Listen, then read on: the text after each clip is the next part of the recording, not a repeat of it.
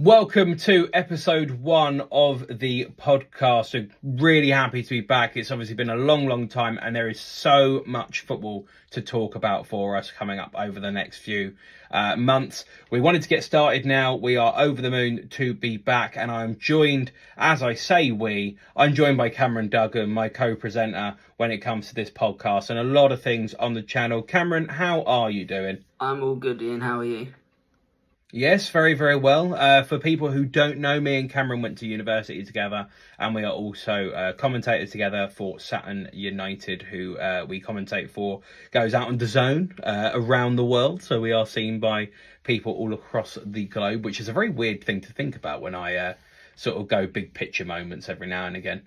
Oh yeah, no, I don't really think about it too much when I'm doing the commentary, but like sometimes I might, if there's two radio things. It's on DAZN, but Sutton have their own one for Mixlr, and then you see people commenting from around the world where they're listening from. You're like, oh, okay, this is going internationally, and people are tuning into me, talking nonsense about Sutton. So yeah, it's. Where's the weirdest place you've seen on that mixer? I think the furthest I've seen is New Zealand. That's cool. Yeah, but then I've also had someone from, I think, Zimbabwe comment once.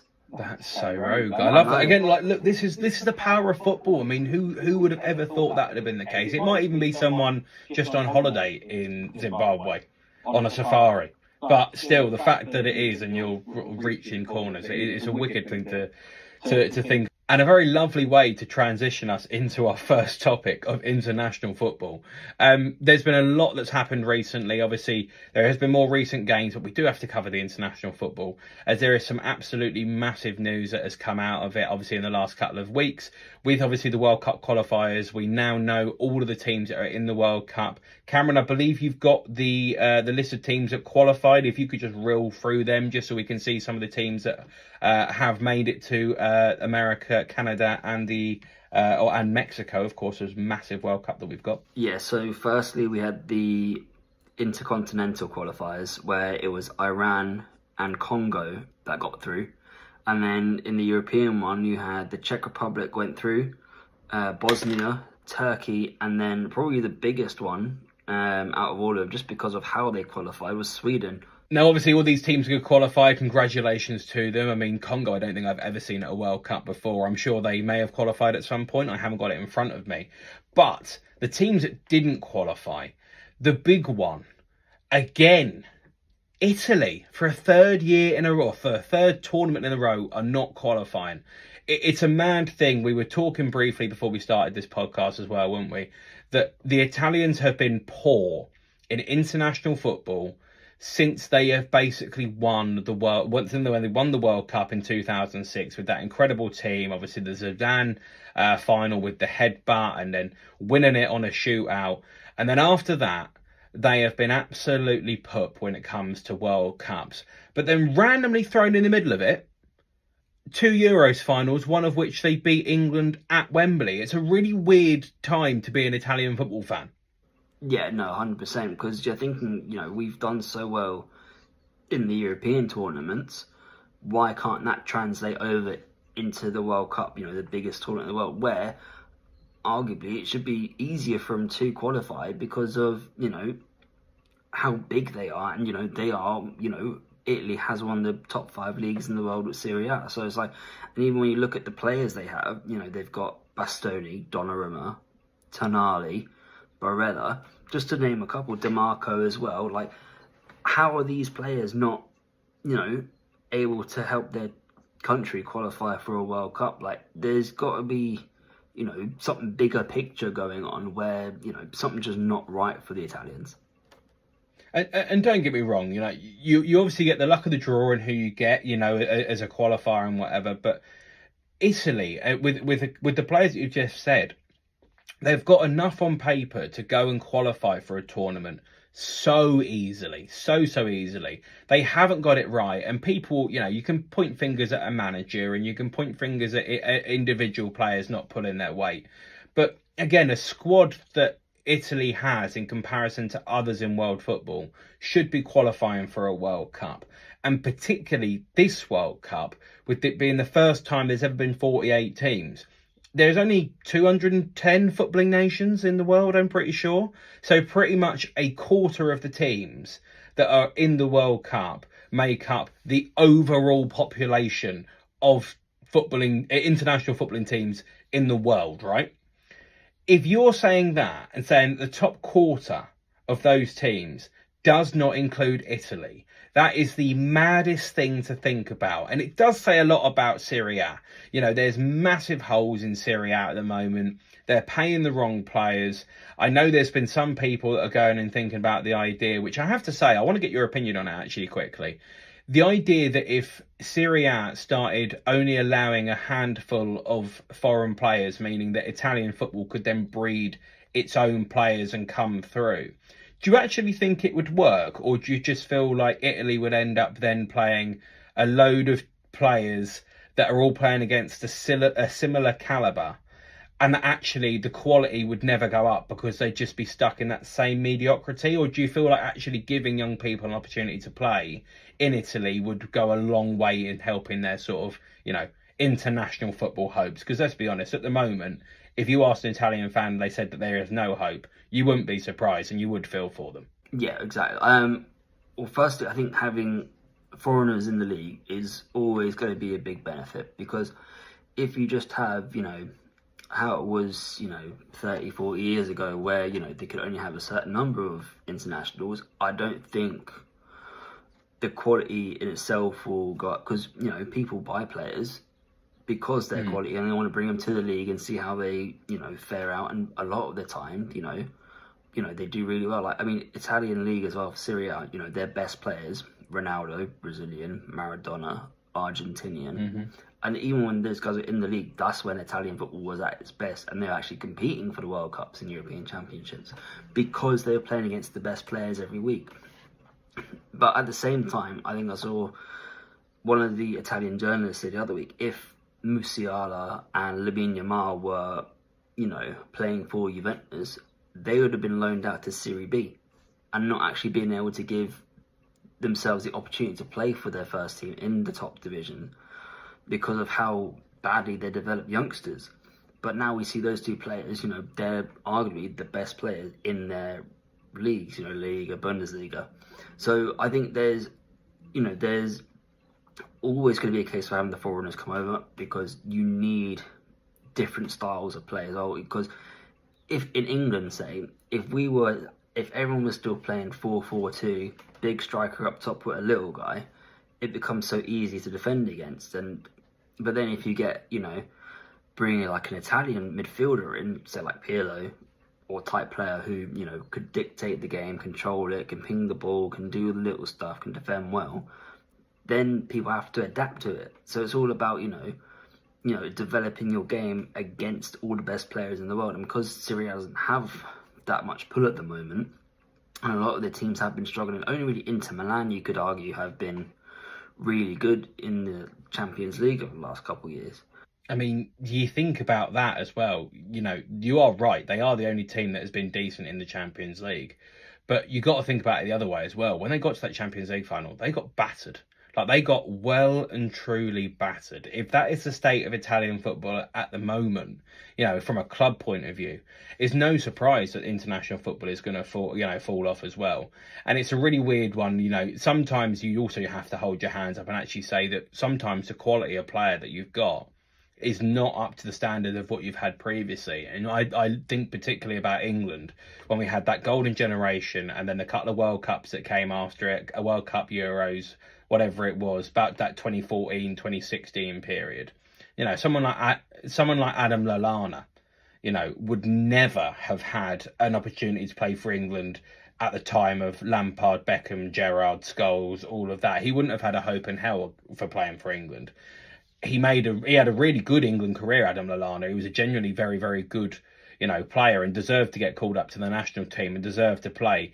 But that was also at the time. If you're pulling Adam Lallana up now, he's no way in hell getting in ahead of Foden and Bellingham and, you know, Palmer and all those people that play in a similar role.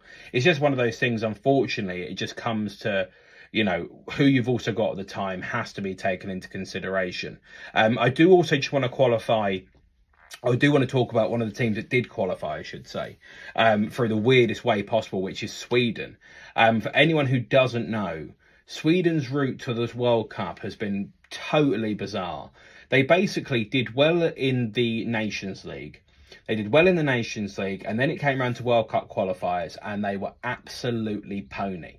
But because they did well in those in the Nations League, they then got given a playoff spot, which is a massively contentious thing. And I think a lot of people are still making up their minds as to what they think about it and what they don't.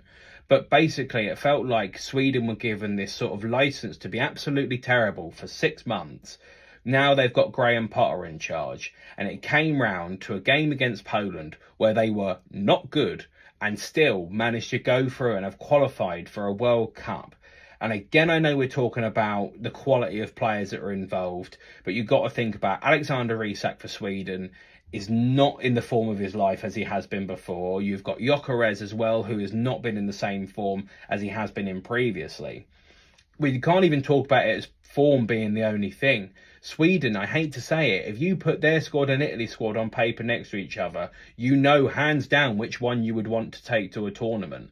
But yet, this weird way that Sweden have qualified, they're in. Yeah, it is one of the biggest stories coming out of it, because you've said it already, like, Sweden did not play well in that game against Poland, and it's like they had spells where they got their goal, but like for a majority of the game, Poland really dominated. And even on paper, you know, Poland don't have the best team either. You know, they really just have Lewandowski up front, and they've got a nice young winger who's coming up in Serie A right now. But again, it's, you know, not the best. You know, they've got, you know, the big strikers up top, Gyökeres and Isak, but Isak didn't play. He's still injured, and he hasn't a great year for Liverpool so far. Gyökeres not putting up the same numbers like he did at Sporting last year before Arsenal signed him. But yeah, somehow they've still managed to qualify, even though they won no games in their qualifying group. So it might be a case of, okay, do they rethink the Nations League? Do they, you know, actually put the two together and it's like, actually, you know, you won no games in your group, but, you know, say this team has won 3 games in their group, finished mid-table, but they're also in the same, you know, level of the Nations League as you. So it's like, can they do something like that instead to help qualify? But at the same time, then it also then makes other teams then value the Nations League more as well. It's like, okay, well, if we don't do well in this World Cup group, say if, you know, we had like, say Scotland, and they were put in a group of France and Portugal for their qualifying, as an example. Yeah, you can't just turn around to Scotland and say, oh yeah, no, because you were drawn in a really tough group, we're going to give you half a chance to qualify. The draw is the draw, and you have to go for it from there. Sweden, were pony for essentially 6 months, didn't win a game. You know, I just find that hard to believe that you can go to a World Cup off the back of that, regardless of what any circumstances are. And I think from UEFA, the reason the Nations League came in is to make more competitive games of football, which also helps spin a little bit of money as well. That's got to be a big factor that people are considering. But you are now in a position where the best teams that you've got in your organisation as UEFA, you've got a team like Italy who isn't going to the World Cup. If you want to try and make money for European football, you should want it to be that you've got the best teams in place to do so. Now, I know obviously Italy have had a poor campaign. They obviously ended up in it.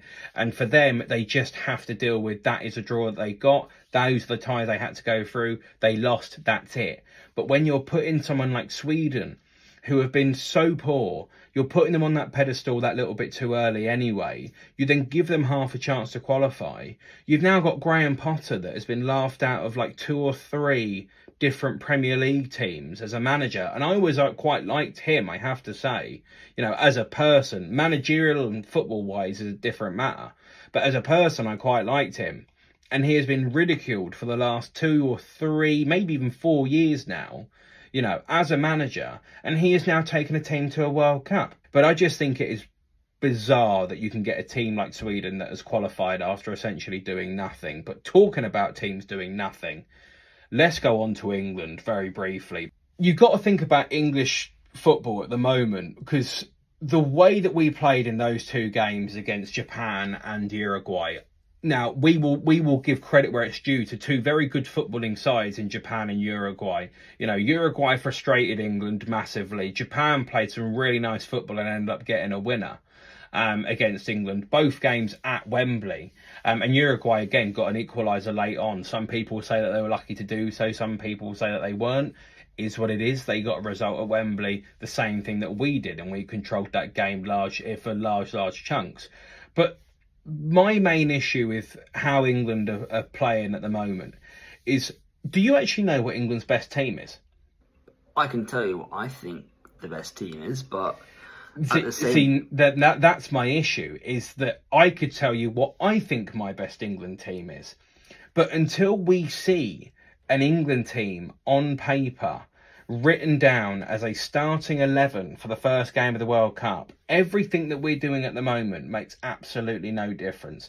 And I know why they're having a 35-man squad for a couple of friendlies, and I understand that they wanted to get people in, and I would be all fine with doing that.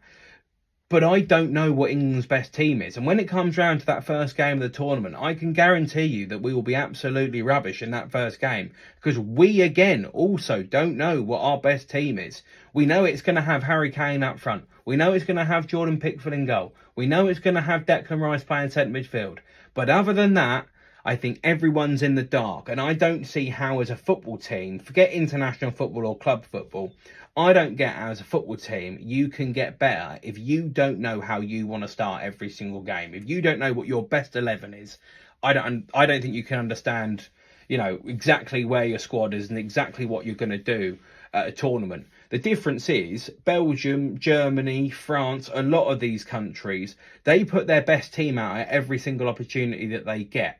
Not all the time, they will still put some, you know, rotate a couple of people, but the fundamentals are exactly the same. I can't even tell you what formation we're playing. No at all. It does give Southgate era to some extent, because, you know, a lot of the time we had, you know, Trippier playing left back, you know, ahead of actual left backs who are fit at the time. And it's like, I think there's always going to be, no matter who comes in, especially for the England job, there's always going to be questions, and a lot of them, about what they're doing, who's playing, who's not playing, who hasn't been called up. There's going to be so many questions the whole time. Part of it is just because of what English media is. You know, they love to attack the English team or just footballers in general. But it's like, I'm looking at, you know, the lineups for the Japan game. Phil Foden was playing as a false nine. When was the last time we had someone play as a false nine? Kane drops deep sometimes, but he's not a false nine. He's an out-and-out number 9. And then, like, you look at the players on the bench, you know, Solanke, Rashford, who can play central, but probably not his best position. You have those two players on the bench. You have, you know, the likes of Ollie Watkins, who can play there. You know, there's so many questions about, okay, what happens now? Or it's like, right, how can we do it? I think when the next friendlies come up before the World Cup, that's when we'll actually get a clearer picture, because, you know, I think right now, because they're friendly games, you're also trying to figure out, right, who can play there, what can I do with it, what roles can people play in the squad. But then it's like when it gets to, you know, the important times, like, okay, what is my best team? Who do I trust on the pitch? As well as also a big thing. Also, like, if we're playing against certain teams, how do we want to set up? Do we want to go more defensive? Do we want to go more attacking? Do we want to go more controlled, you know, pass heavy? There's so many different questions. I mean, luckily England don't have, you know, the hardest group, but a lot of the, like, Croatia and Ghana will still put up a very good fight in that World Cup group come the summer. You've still got to go and win it. That's the big thing. And I think the important part about this is we will go into loads of different stuff involving England as we come up to the World Cup.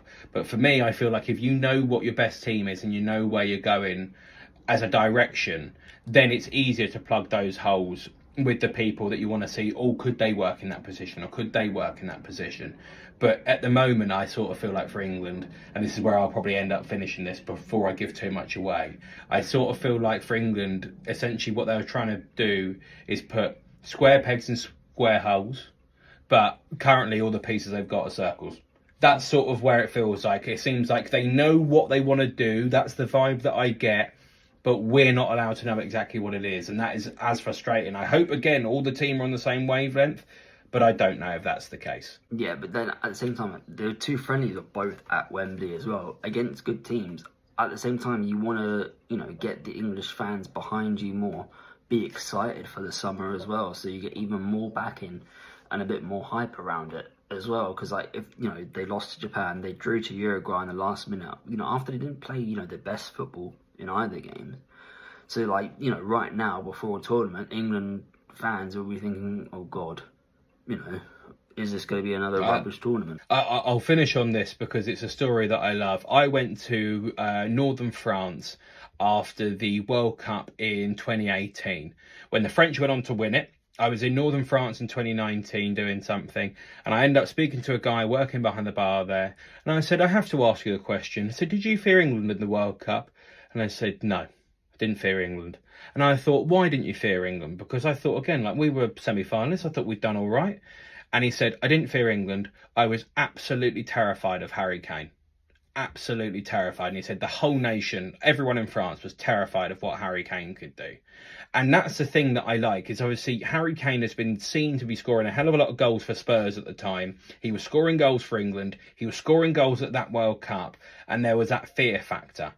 As of right now, I don't think England have a single bit of fear factor. Kane scoring goals for Bayern is good, but he is playing with better quality players, I think, at Bayern than he is playing currently with at England. If that's not the case, I'm yet to see it. But I think that if England want to go in to a World Cup full of confidence, you've got to be playing your best team available rather than bringing out 35 randomers who you want to give a go. Don't get me wrong.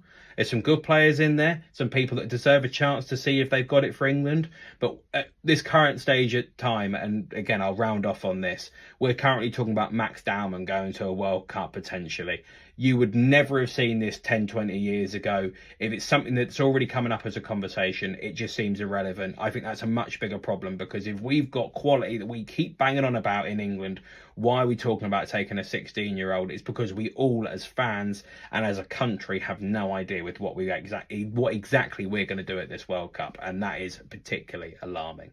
4 games in the FA Cup was our first taste of domestic football, obviously after the international break, with the Premier League not being on this week, because obviously a lot of the teams in the quarterfinals are in the FA Cup, so there would never have been a full fixture list anyway. But we're going to rattle through some of the games, well, one of them in particular, involving the Chelsea. A 7-0 win. They were absolutely fine against Port Vale. Port Vale were bottom of League One. It was a potential banana skin for Chelsea, just because you knew Port Vale, with literally nothing else to play for all year, would just come out and go for it at Stamford Bridge. It would be a lot of these players' biggest opportunity to play at a ground of that size. I thought they'd come out and play a bit, but Chelsea managed to peg them back within literally 62 seconds, I think it was.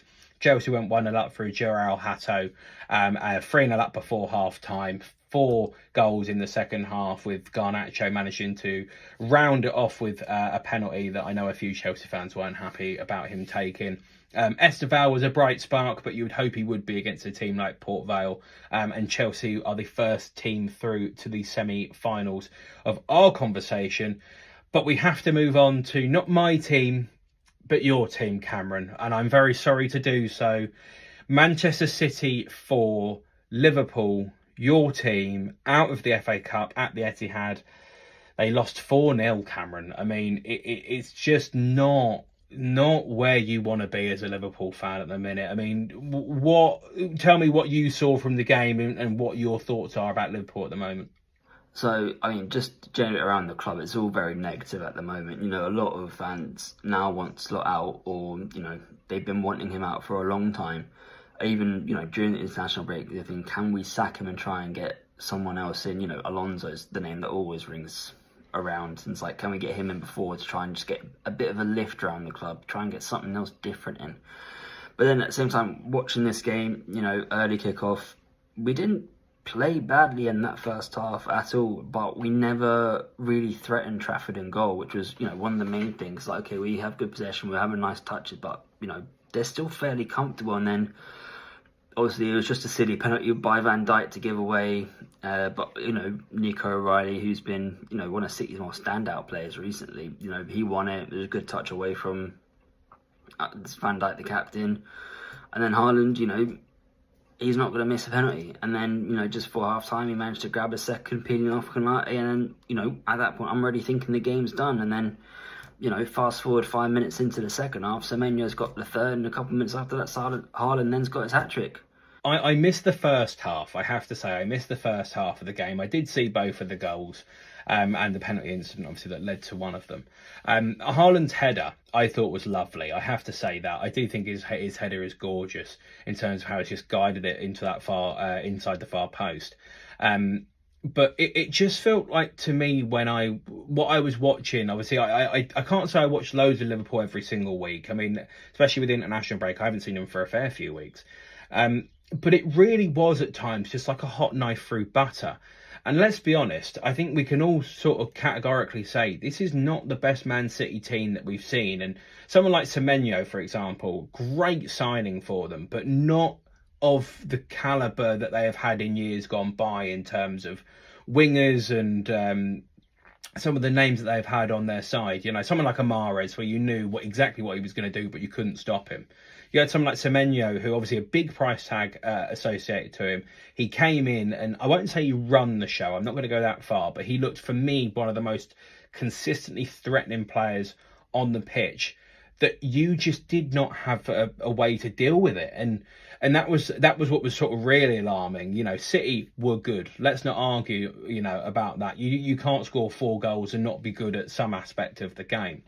But the goals that they got were genuinely decent goals. Obviously, the one thing you didn't mention as well in there is that there was a penalty missed by Salah, or a save, I should say, as well. But just really, there was not a lot of shining lights for Liverpool. And I mean, I don't watch them as much as you do, but I could not tell you exactly where the problem is in that team, which is probably a big thing in itself, because of the fact that now you're not only talking about the one big problem to fix, it's identifying all of the problems that are wrong and then how many of them are actually fixable in one transfer window. And I have to say, but Konate, Gomez, Van Dijk at the back, we've seen Gomez at Liverpool at the back before. And I know it's a fair few years ago and people are going to say, oh, you can't hold him to that. But I remember the game where you got whacked by Aston Villa, and it was Van Dijk and Joe Gomez in that game who had an absolute mare together. And I think that actually now you sort of fast forward, you've got Van Dijk, who is probably coming towards the end of his career now, right at the top of the game. And he needs support to play with him. He essentially needs, like when Carvalho was at Chelsea, he was the brains of the operation. John Terry had the legs. And then after that, when John Terry's legs went, he'd learnt from Carvalho. He was in the brains of the operation. Gary Cahill or others came in to be the legs of the operation. I could not tell you now who at Liverpool is holding any particular role other than Van Dijk as captain. Other than that, I could not tell you what anyone else's role at Liverpool actually is. Yeah, no, it is just very difficult, especially coming off of last season where we won the league, we went out in the Champions League to PSG, who eventually won it, and we were the team that actually took them to penalties, the closest in that whole knockout run. And then now it's just a completely different story. We are not playing good football. We're getting battered in the cup. We're probably going to get battered midweek. And it's not good, but Alisson was out injured. That's the only problem I've had with Alisson since he's been Liverpool. He's always injured for a couple of weeks at a time in kind of important games. And Masvelli is just not good enough. He's not. And then Van Dijk, again, you've mentioned it already, he's aging. But then, we've had very inconsistent performers in around him. Konate, at the start of the season, he was trying to, see where he was going to go off his free transfer come the end of the season. We've not had Trent in defence, who's been a long-term stay the whole time. Frimpong's come in, again, injury-prone. Bradley's had injuries as well, and now, he's out for the rest of the season as well. Robertson as well, aging. And then Kirkes, when he started, has been inconsistent as well. But then with Slot then as well, when players have been playing well, he doesn't play him in the next game, one of my frustrating is Rio and Gamoa. He should be playing or starting, most weeks, but yet he'll have a good cameo off the bench. He might start well in one game, and then he's nowhere to be seen again until, the game's already out of sight and he's come on to, really just get some minutes, which is, not ideal. And then, there's the midfield as well. There's no intensity. You think of Liverpool teams of the last couple of years, it's been heavy metal football under Klopp. The constant pressing, and it's like, we suffocated teams. And that's how we were able to, do so well in so many competitions, because teams couldn't handle us. We saw a bit of that against Galatasaray a couple of weeks ago in the second leg.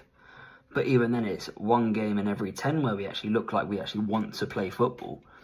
And it's like, I think the whole club at the moment is just very toxic because, the fan base wants to lot out. No one's performing to the levels they need to. Obviously now Salah is now leaving as well, so you've always got like, okay, well, who's going to come in to replace him now come into the season? And it's like, okay, we'll now have the Champions League left, and that's probably not going to end well for us, and we're already well out of the title race a couple months ago. So it's a very different position Liverpool fans are in right now compared to what we've been witnessing over the last 5-6 years at Klopp. Yeah, and I think that's, it's a massive thing in itself is, Liverpool, again, with the history that they've got and the size of the club, like what Man United were going through many years ago, where everyone was like, no, Man United should be right at the top of this. Liverpool should be in that same conversation as well. And it is a weird one to know exactly where Liverpool stand and what Liverpool exact plan is and all of these things. And that in itself is an issue, where Liverpool, again, were always one of those clubs, you knew what was coming, you knew what they were going to be doing, especially in more recent years as well.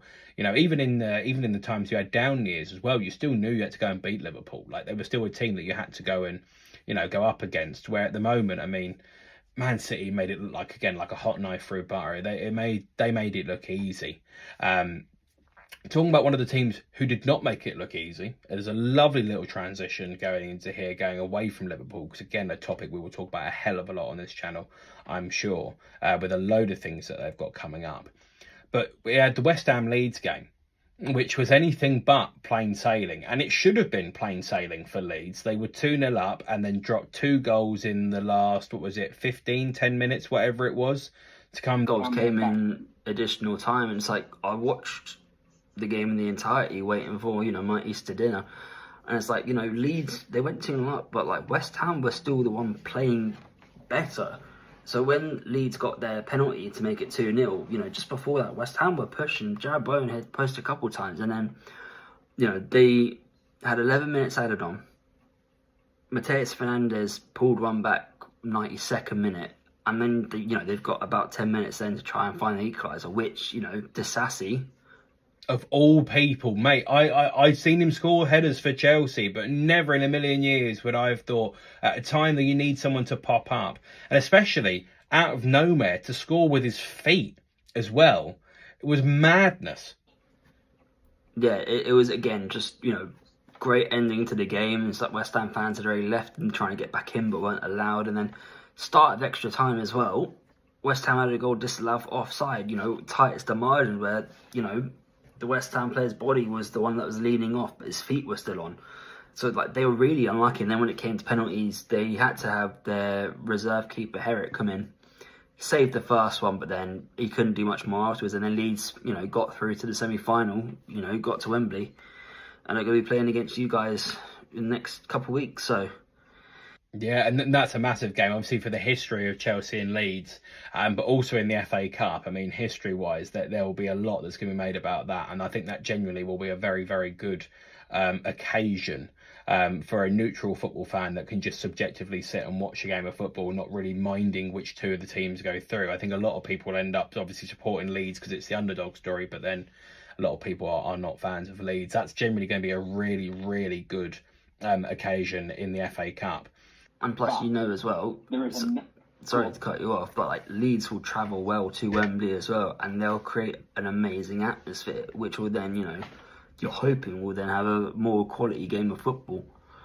Yeah, exactly that. Leeds faithful are, some of the most passionate fans that I've ever seen. And I know when they've come down to Stamford Bridge, they've been top tier in terms of making noise. But you got to think probably 35,000 of them at Wembley, essentially the size, of their normal home crowd. I don't know what they've got season ticket holders and things like that, but you're not going to be a million miles off essentially having a full Ellen Road at Wembley supporting their team in an FA Cup semi-final. It's going to be a really cool thing to see, and something that is not often the case as well. Leeds aren't normally a team you end up seeing make it this far, so it's always great to see teams that you don't necessarily expect. But talking again about teams that you don't necessarily expect, Southampton, I think, currently seventh, I believe, in the Championship. I think they are inside the playoffs, but I think they've just gone out because I think they've got a game in hand that they missed over the weekend. So they're in and around that playoff sort of push. You think a lot of teams, with all due respect to Southampton, a lot of teams would have turned around, looked at that game and gone, oh God, we've got top of the league, top of the Premier League, Arsenal. We've got to sort of make sure we are competitive, but we also do have to keep an eye on the league and make sure that we get into the playoffs because we want to be going back to Wembley to go up to the Premier League. A lot of teams would have fallen into that trap. But Southampton, sod that. We're going to come out and play. And genuinely, loads of really good chances in that game. I missed the first half as I was on my way back from the Chelsea game. But there was a load of good opportunities in that game. Southampton, I think, again, when you've beaten top of the Premier League Arsenal, I feel like you do deserve to win regardless of how well you play. But genuinely, for Southampton, both goals that they got, Ben White obviously massively at fault for the first one, but both genuinely decent goals. Arsenal really did not look all that much. I know there was that lead judges from Arsenal Fan TV was going mad that they had to bring on Gyökeres and different people, and he said that they should have started them. And it's probably a fair case to argue when you've had 2 weeks off, or a week and a half off with international break. If you've got a massive FA Cup quarter-final to come, and this is Arsenal season that everyone was banging on about and winning a potential quadruple, and now it's gone down to a treble, and now it's been reduced to not even a double, it's just a Champions League and a Premier League. It's not the double. The treble that they were banging on about is disappeared instantly. In the space of 2 weeks, they've gone out of 2 cup competitions. The first time, again, beaten in the final by generally the better team of the day, Man City. But you'd think, again, if that's already happened to you only a few weeks ago, surely in your right mind, someone has got to be thinking, we cannot go out here. If we play the full 11 and then take people off, I'm happy with that. But they sort of I'll say this, it sort of felt like to me they half-arsed the cup tie and they got a half-arsed result, which is they've been knocked out in a quarter-final. Yeah, no, I agree with that. It's but it also just shows you how a couple of weeks of football can change everything. They lost the Carabao Cup to City in the final, where Arsenal did actually play really well in the first half, but then they just never came out for the second half. And then Nico O'Reilly scored 2 identical goals, really, to give City the trophy. And then in this one against Southampton, it's they had 9 players come back off international duty a bit early. A lot of people were trying to think that none of them were really injured. And then they come back for this game. Again, you say they kind of, half-assed it. But then it's Southampton actually played really well. They did. They really did. You got to give credit. They're a good football team.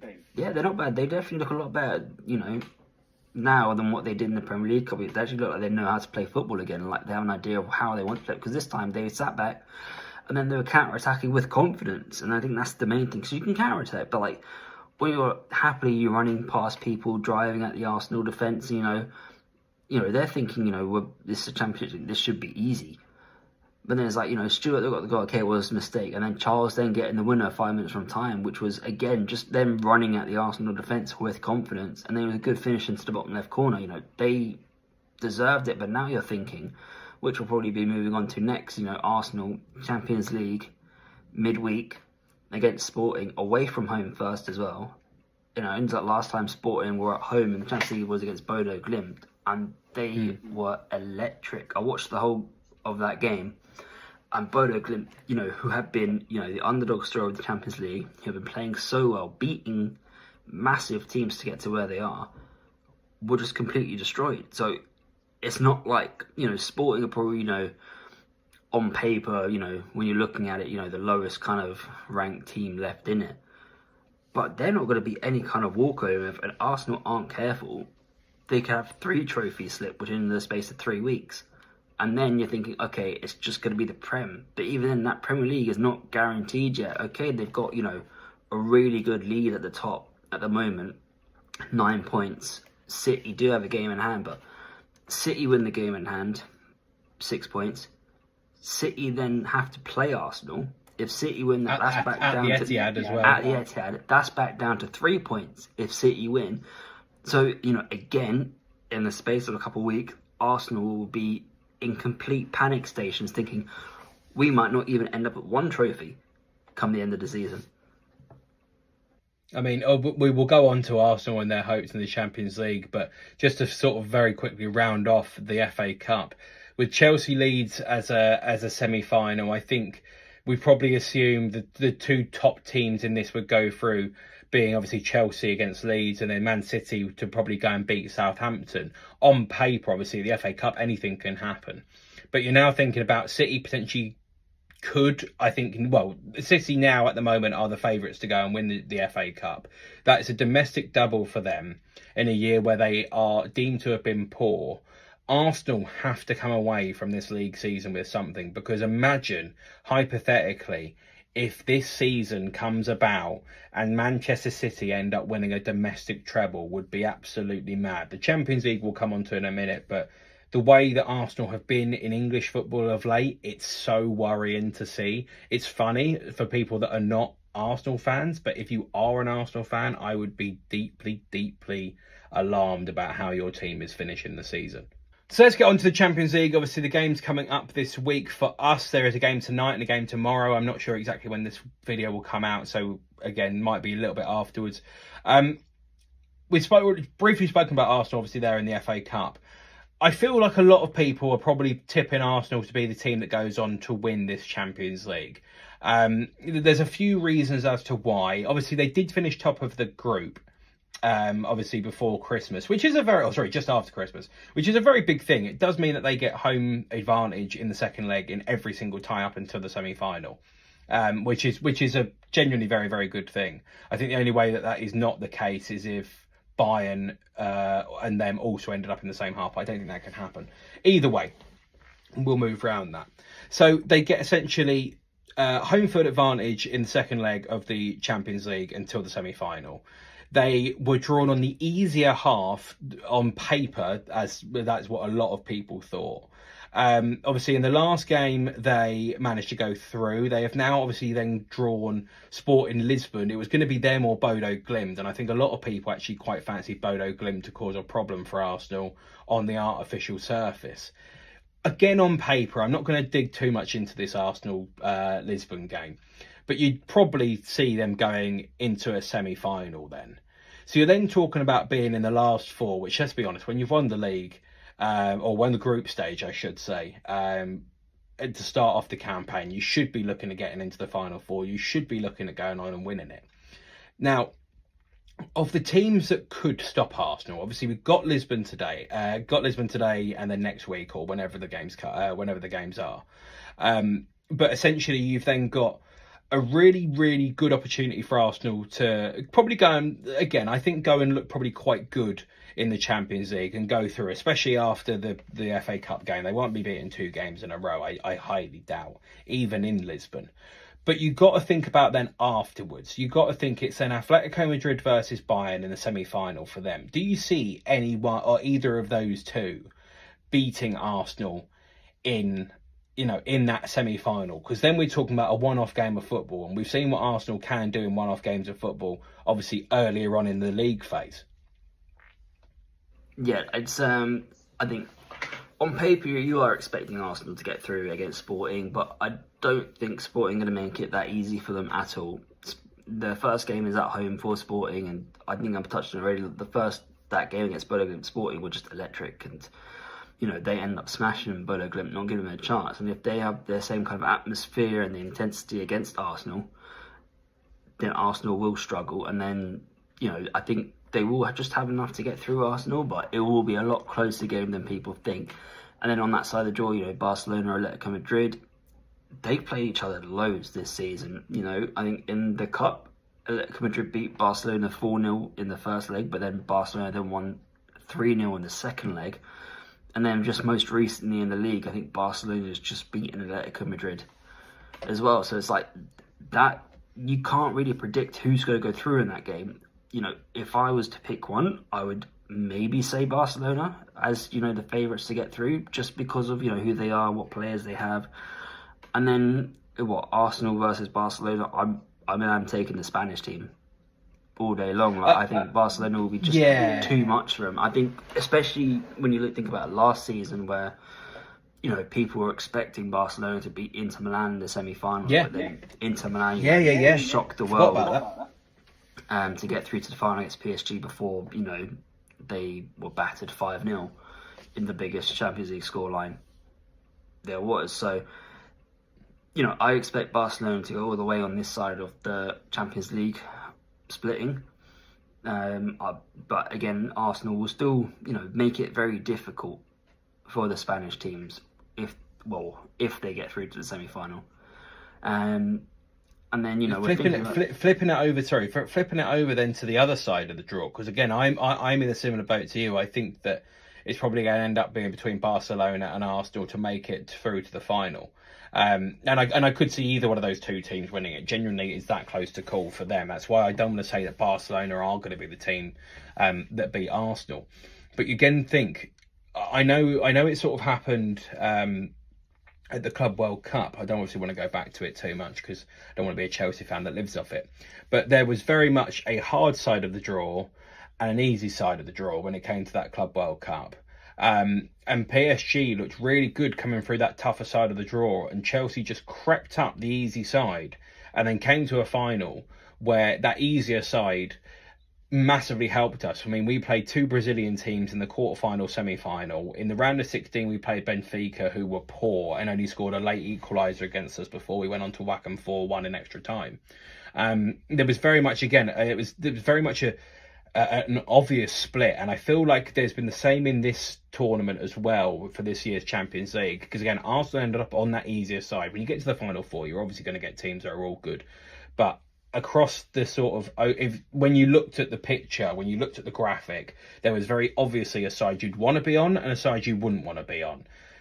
Now, with that being said, the teams in the side that you wouldn't want to be on, your PSGs, Chelsea were there, obviously they got knocked out by PSG. Liverpool, again, playing PSG, one of those two will go through tonight. So one of those two will be a Champions League semi-finalist. You've then obviously got the other game as well, which is Real Madrid versus Bayern Munich. Again, two of European elites, and Real Madrid just beat Man City, who are just won the English League Cup, looking good, and beat Arsenal in the process of doing so as well. And then Bayern Munich. Then this is probably the first time in a long time I'm actually fearing them in the Champions League, because they've got Harry Kane up top, who's scoring goals for fun. They've got Luis Diaz on one side, who I loved at Liverpool and kind of wish he was still there because he just runs his socks off all day long. Good footballer. I really liked him as well. It was annoying to watch him as a fan of another team. I generally thought it was really, really good. Yeah, but then on the other side, probably, one of the best players in the world right now, Michael Olise, who, came from Palace and has been doing wonders since he's been out there in Germany. I think I saw a stat the other day where he needs 4 more assists to break Messi's assist record in a league campaign. Wow, that's literally saying everything you need as well, because with all due respect to Lionel Messi, the greatest of all time, look at the calibre of teams that he's playing against. I would want to play against the calibre of teams in Germany rather than the ones in Spain if I wanted to have a more competitive game. Olise doing it, in a league season, that's incredible. I didn't know that stat. I only saw that one yesterday, but it's still just like, wow, it kind of just shows you how good he's been since he's going to Bayern Munich. And, you know, it also just sets up some really good ties because Real Madrid, you know, European, you know, elite, most Champions League titles won. You know, Mbappe, Vinicius, Bellingham, Courtois, again to name a few. Like, these are the biggest players right now in the world, and it's like, it's just really interesting. Like, it's very hard to call this side of the draw as to who will go through. You know, maybe Bayern Munich might be slight favourites to beat Real Madrid, but then you can never doubt Real Madrid or, you know, try and knock them for a second, because that's when they come back and bite you. No, I was just going to say it's right off Real Madrid at your own peril. But, you know, having said that, you could say the exact same thing about Bayern Munich as well. You know, write them off if you think actually, you know, they've got to go to the Bernabeu and get a result or whatever. You know, if that was a possibility, I don't think it is. I'm pretty sure the game is at the Bernabeu first.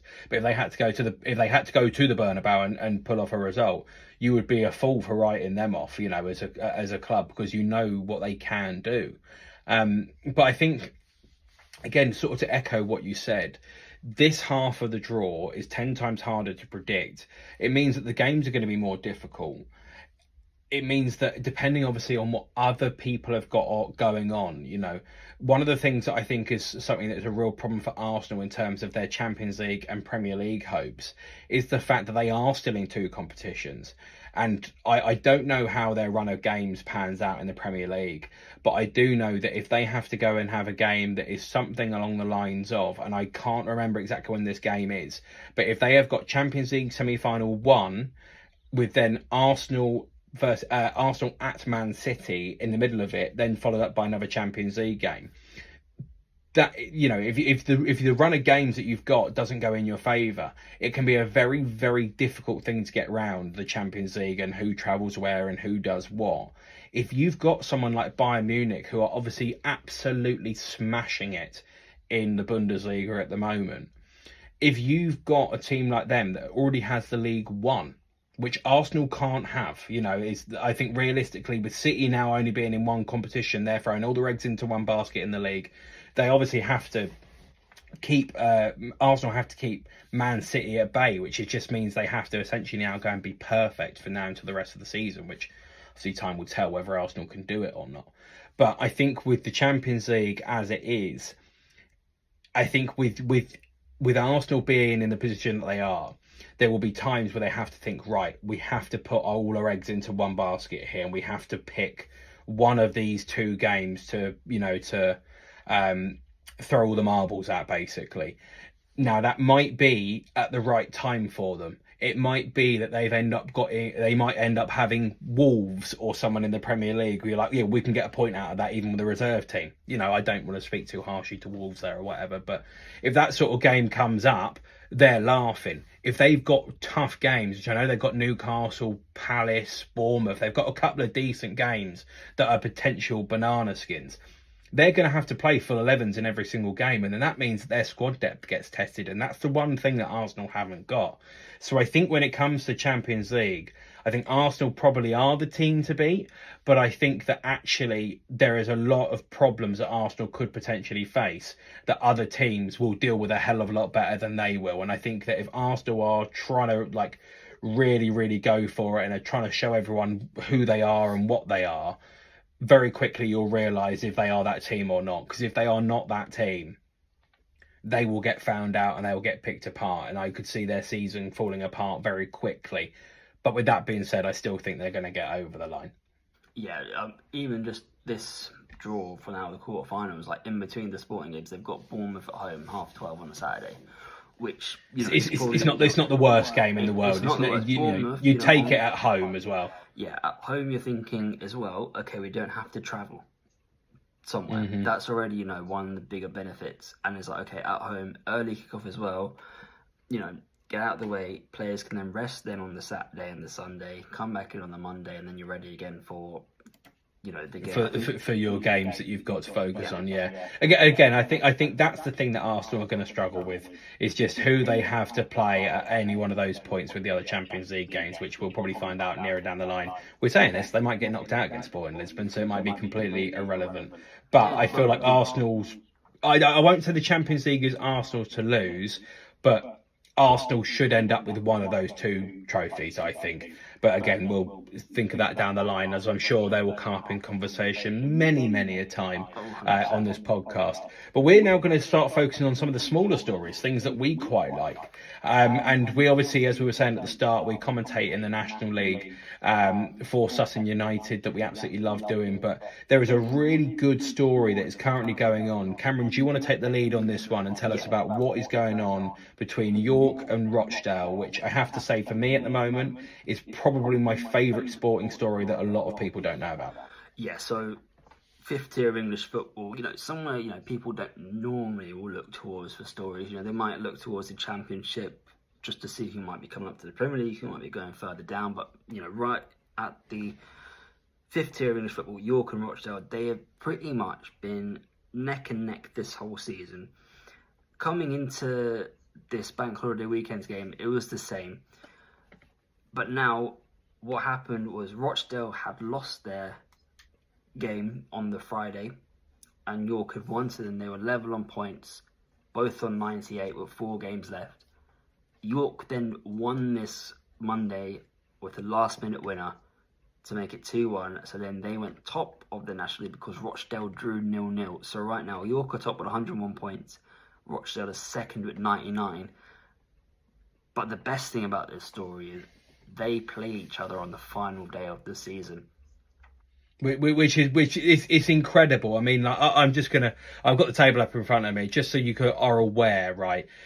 So York were second for the majority of the season and have now only just leapfrogged Rochdale. Okay, Rochdale are at home on the final day of the season, I believe. Is that correct, Cameron? I'm pretty sure that's the case. Rochdale are at home to York, final day of the season. So right now, with Rochdale being 2 points behind, that really comes at the best time for them because, okay, we're at home, we'll have the home support, knowing as it's now, anyway, a win will then get them promoted. But this also what's wrong with the National League is only one team, the champion, gets automatically promoted to League Two. Yeah. The next 6 then go into a playoff where 4th will play 7th, 5th will play 6th in effectively a quarter-final. Then 2nd and 3rd come into it and play against those teams. Whoever the lower teams are and different things, yeah. You get the National League playoff final where only the 2nd team out of the 24 will get promoted into League Two, which is, it's one of the toughest divisions to get out of. And it's like, you're thinking of Wrexham, who were down there as well for a long time. They got into a couple of playoffs, even under their new Hollywood ownership. And even then, it still took them a while for them to actually get up. But then now that they've gotten out, they're flying. It's the same even in League Two right now at Bromley. They've been doing so well since they finally got promoted, because they were another team that was always in and around the playoffs. And now they're currently leading League Two. So again, like, fair play to them. Yeah, the quality of football in the National League is very good, and there's not a lot of difference between them, between League Two and even some League One teams. So there's a good chance that whoever gets promoted out of these 2 brilliant teams will do very well next year. Well, I mean, one of the 2 will do well next year, but I mean, I'm just looking at the stats and the numbers, obviously, just throughout the case of this. So essentially, both played 43 games. They've both won 31. York have drawn 8, where Rochdale have drawn 6. That's where the 2 games difference comes from, the 2 points. York have lost 4, Rochdale have lost 6. But you've got to think, Rochdale were top of the league for quite a while, for pretty much the majority of the season. And I'm just looking here. Current standings, they are on 83 goals scored, and they have conceded 38. That is a 45 goal difference that they are on 99 points, which is incredible to think about. But York have only just overtaken them, right? Only just in the last 24 hours, right? And then out of absolutely nowhere, they've now gone above them in the table.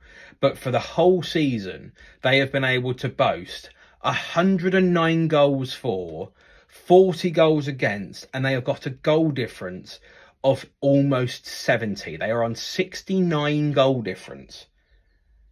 And they were second. It's just That is, absolutely it's insane numbers. incredible. Like, honestly, like, I mean, I could look for ages, and I don't want to take up too much time with this, but I mean, like, I'm just looking here at the top goal scorers in the league. Ollie Pearce for York has got 32 goals himself.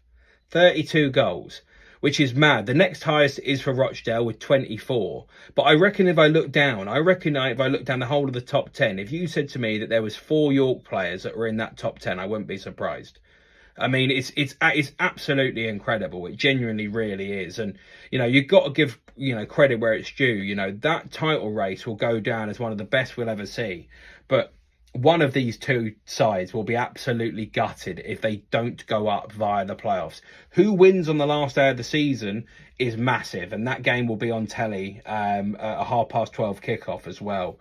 So that'll be a fantastic game of football to watch, however you're going to be able to get a hold of it. So if you do get a chance, definitely do watch that game. We're going to keep up to date with it until that happens. They have only got 3 games left, so it might only be we get 1 more week of it.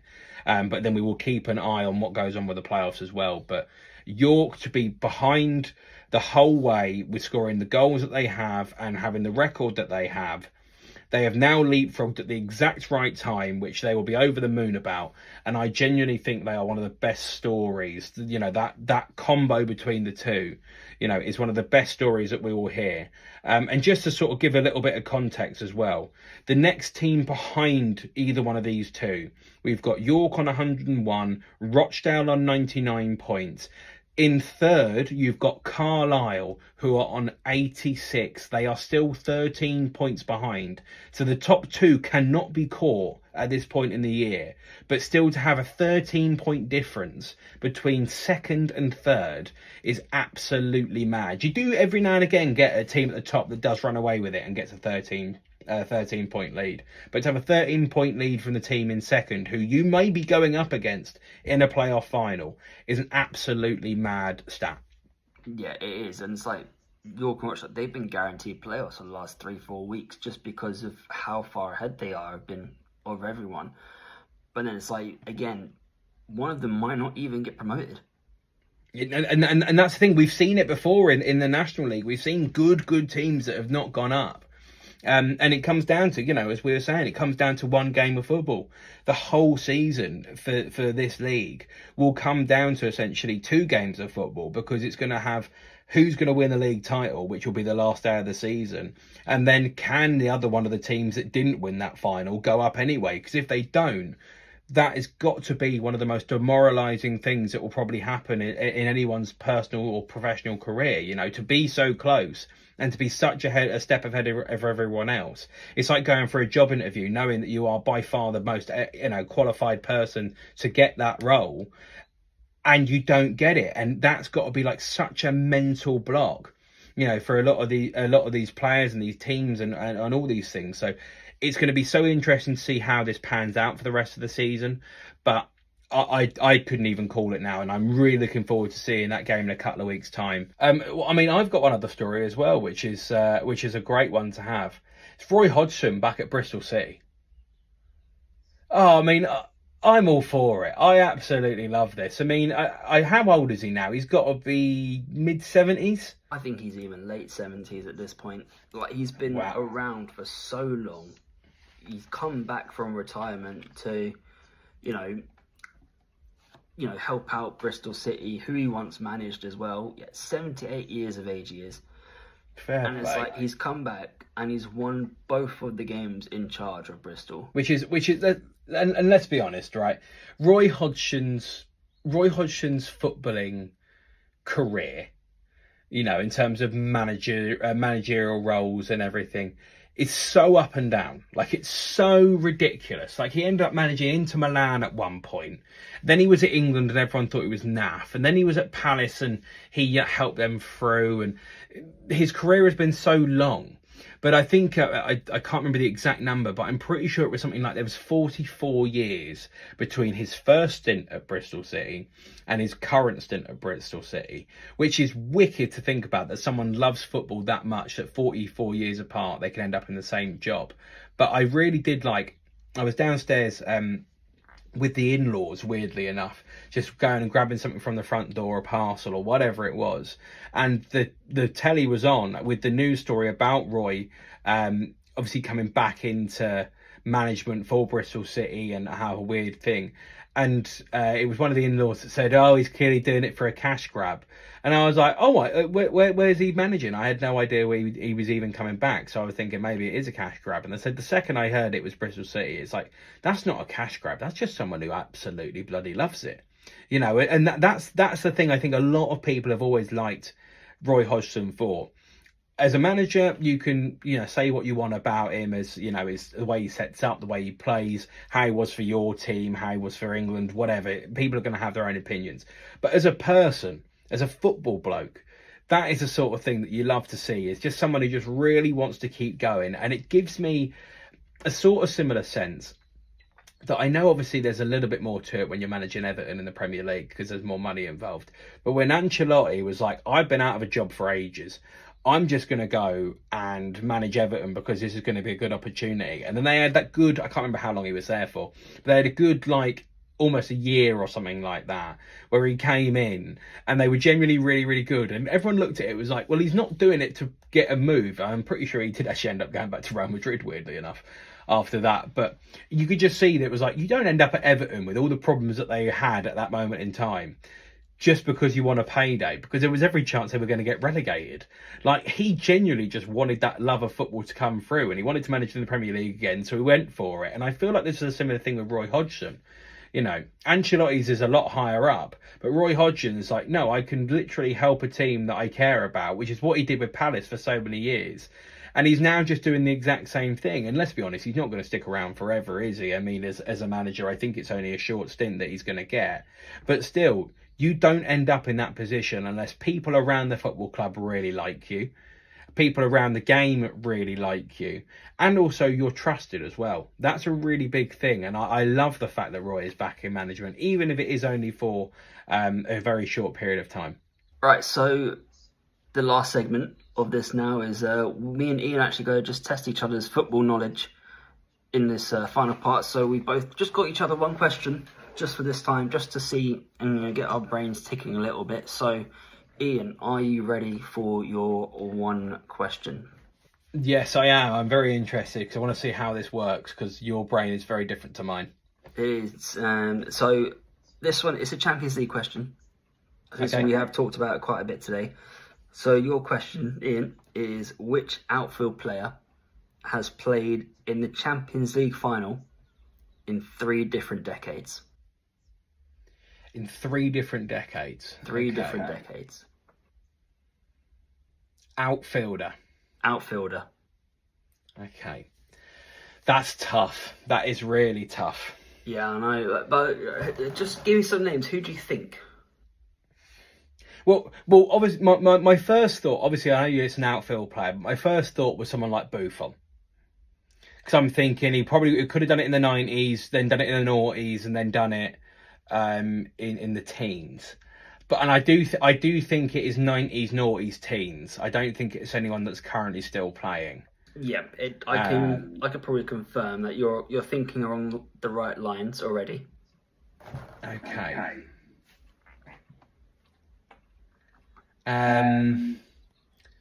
That's tough. That is so tough, because the thing is, you remember people from certain Champions League finals because they did very key things, or their team won, or something like that. Yeah. Can you just help me with this? Because you're saying he's played in the Champions League with three different decades. 3 different decades. Has he won the Champions League? That's what I want to know. Or am I looking for a team? Am I looking for someone that's constantly elite? He has. He has won the Champions League. Okay. And now, do you want me to narrow it down a bit more for you? Just to help you out? I have a guess. I do have a guess. Okay. Because I think he played in 99. He definitely played when they beat us in Munich.